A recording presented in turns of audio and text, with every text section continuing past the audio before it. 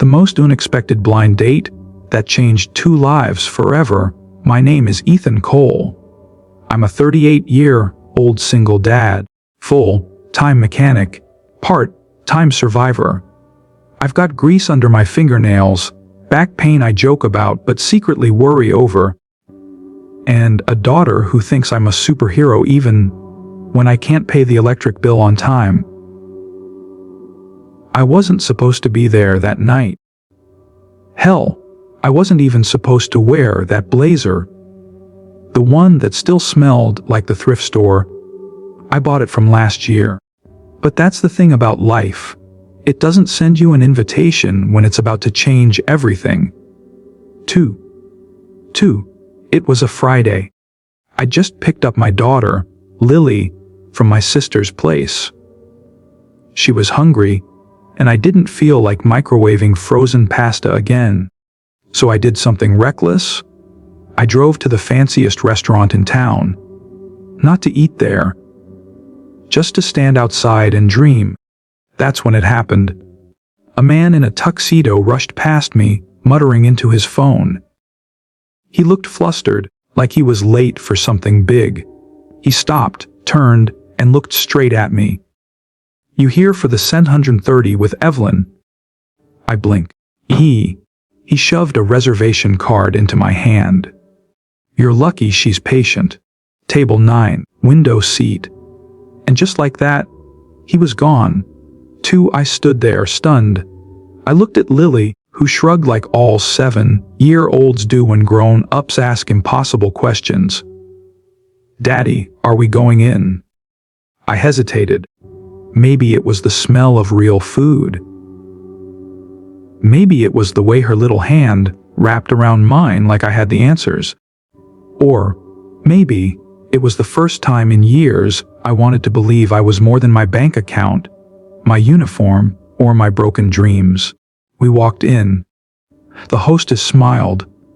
"Right this way, Mr. Cole. Table 9. She said my name like she actually meant it. Like it belonged in a place like this.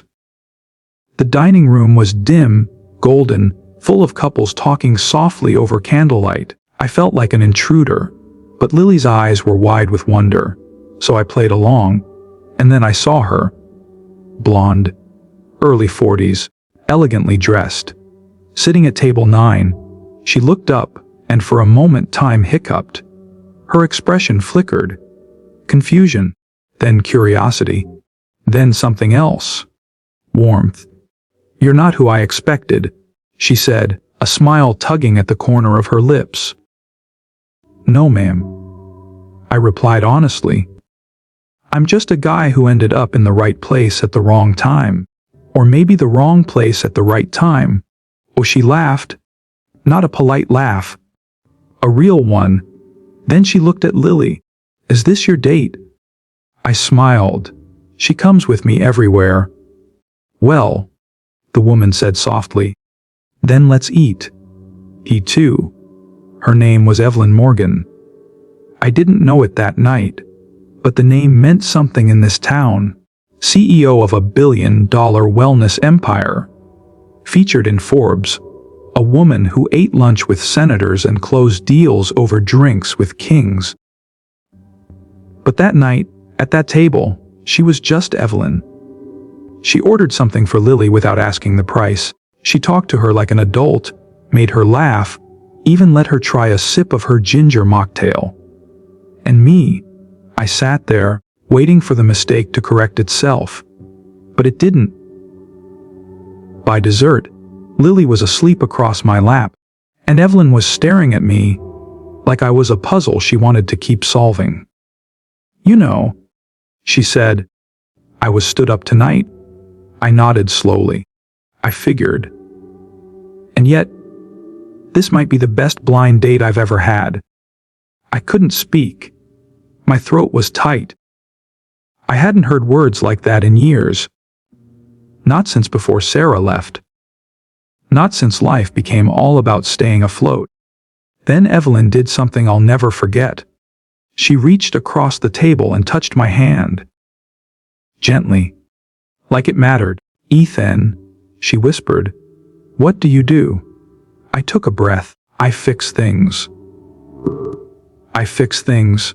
That's what I told her. But what I meant was, I fix trucks, leaky faucets, broken toys, flat tires. I fix everything except the parts of my own life that are rusting silently in the background. Evelyn leaned in like she could hear the part I didn't say. That's a rare skill these days, she said, smiling.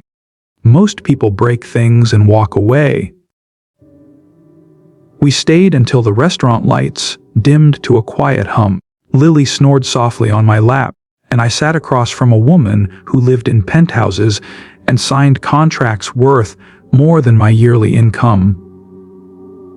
With calluses on my hands and a hole in my sock. It should have been awkward, but it wasn't. She didn't ask about my resume, or my past, or why I wore shoes polished with motor oil. She asked about Lily. What's her favorite movie?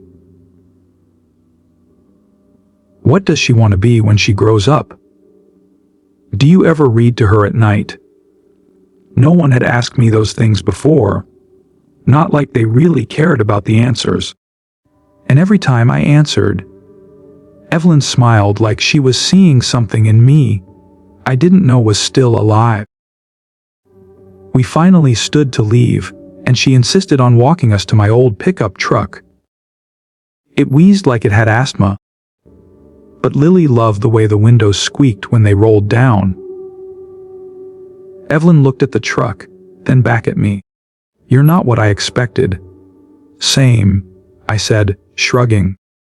I usually don't crash billionaire blind dates. She laughed and leaned closer. Well, maybe next time it won't be by accident. And with that, she handed me her card, not the glossy kind people hand out to show off.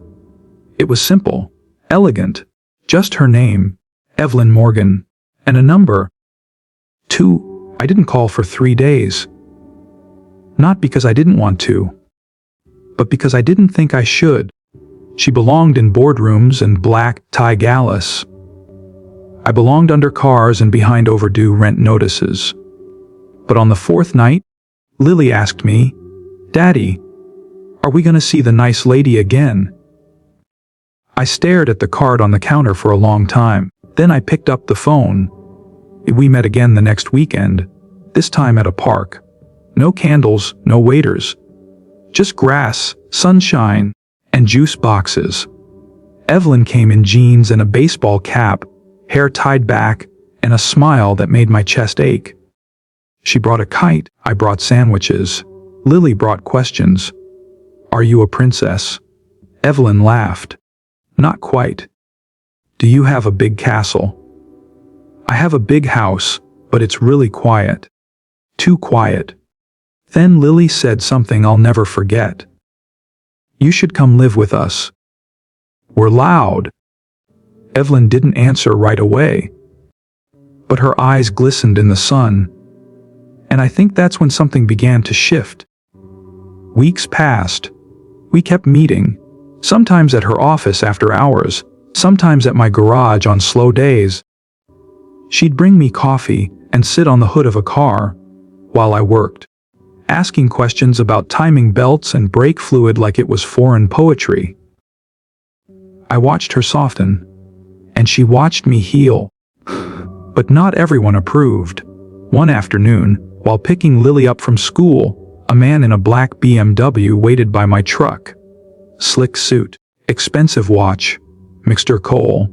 He asked sharply, I represent Ms. Morgan's estate. Estate. He held a folder. Your involvement with her is raising concerns. Public image, trust dynamics. You understand? I didn't. Not really. But I got the message. They didn't want a janitor with a kid anywhere near their precious CEO. That night, I didn't sleep. I wrote a letter instead, a goodbye. Not because I wanted to, but because sometimes love isn't enough when the world builds walls around someone like her and digs trenches around someone like me. I never sent it, but I did stop answering her calls. She didn't call just once. She called 17 times. I didn't answer any of them. Then one morning, as I was changing the oil in a Civic, she walked into my garage.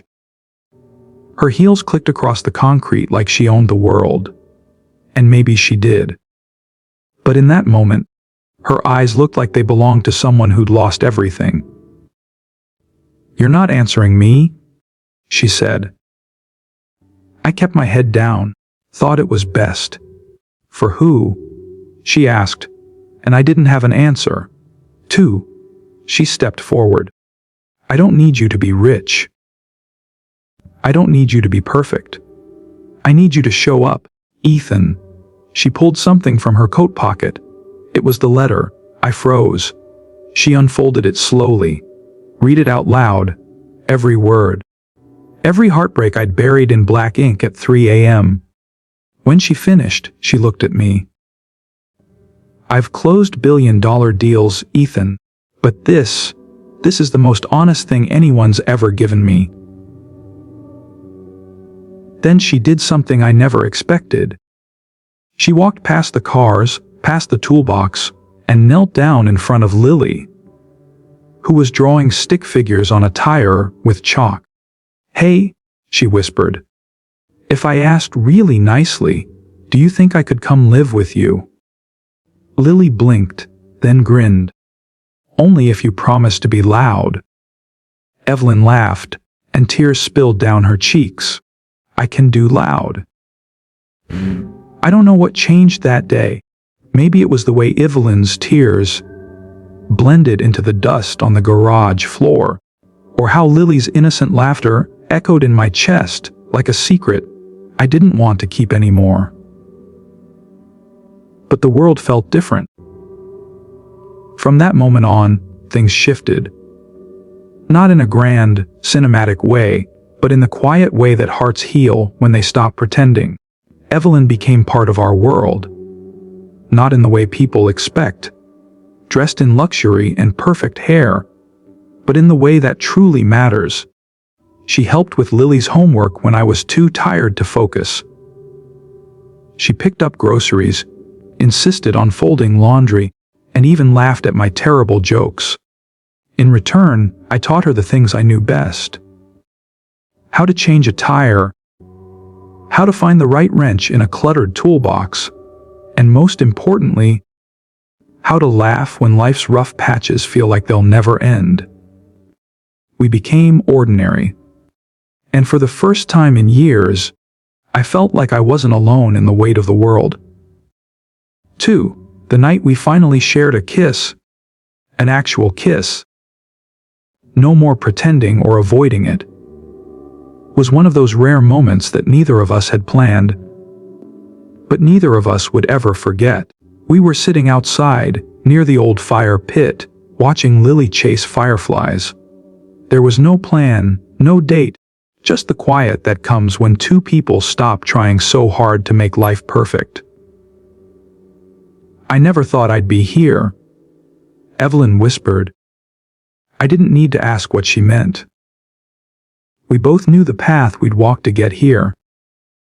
It wasn't always pretty, and it sure as hell wasn't easy, but it was real.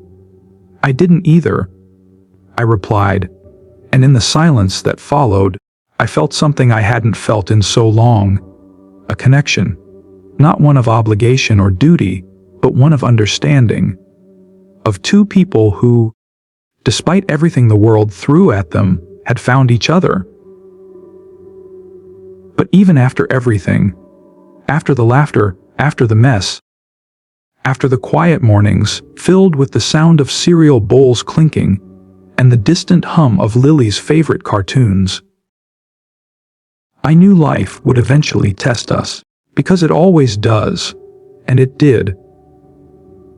A few months later, Evelyn was offered an opportunity to expand her company internationally, a move that would take her away, physically and emotionally, from everything we'd built together. She sat across from me one evening, the weight of the decision in her eyes. "Ethan," She began softly, "I have to take this. It's what I've worked for my entire career." I could see the conflict in her face. The internal struggle. The question no one ever asks aloud, is it worth it? I didn't know what to say. She had worked so hard for everything she had. And me, I had always felt like the man who didn't deserve the things I'd been given. Not the love. Not the family. Not even the chance at happiness. "You should take it," I said finally, my voice steady. "You deserve it." But my heart, it shattered into 1,000 pieces. That night, I went to bed alone, but not lonely. I was wrapped in the warmth of memories. The laughter. The way Evelyn's hand fit perfectly in mine. The way she looked at me, like I wasn't just the mechanic who fixed things, but the man who had made her see that maybe there was more to life than just success. The next morning, she packed her things. It was time for her to go, but not in the way I had feared. It wasn't an end. It was just another chapter. "I'll be back," she said, her voice thick with emotion. I nodded. "I'll be waiting." Life continued after she left. It always does. But somehow, even in the quiet moments, when I would find myself staring out the window, waiting for a call or a text, I knew that things had changed. Not just for Evelyn. Not just for Lily. For me, I wasn't just the guy who fixed things anymore. I was someone who had been loved, deeply and honestly. And maybe that's all we really need. To know that someone sees us for who we are, not for what we can do for them. Someone who understands that we're all just people, stumbling through life, hoping to make something beautiful out of the mess. I didn't hear from her for weeks. The days turned into months, and I went back to my routine. Fixing cars, picking up groceries, making sure Lily's world stayed stable. Then, one evening, as I was locking up the garage, I saw a familiar face approaching. Evelyn. She was standing there, looking like she hadn't changed a bit, but I could see it in her eyes. Something had shifted. She wasn't the same woman who had walked away that day. She was more herself. "I thought I'd lost you," she whispered. I smiled, the ache in my chest softening. "You didn't," I said simply. "You just had to find yourself." And maybe that was the most beautiful part of it all. Sometimes we have to lose ourselves to find out who we really are. Some stories aren't just meant to be watched, they're meant to be felt. If this story touched your heart, give it a like. Drop a comment. Tell us what moment stayed with you the most. And if you believe in the power of unexpected connections, hit that subscribe button. We've got more stories coming. Raw, real, and unforgettable. Thank you for watching. Until next time, stay human.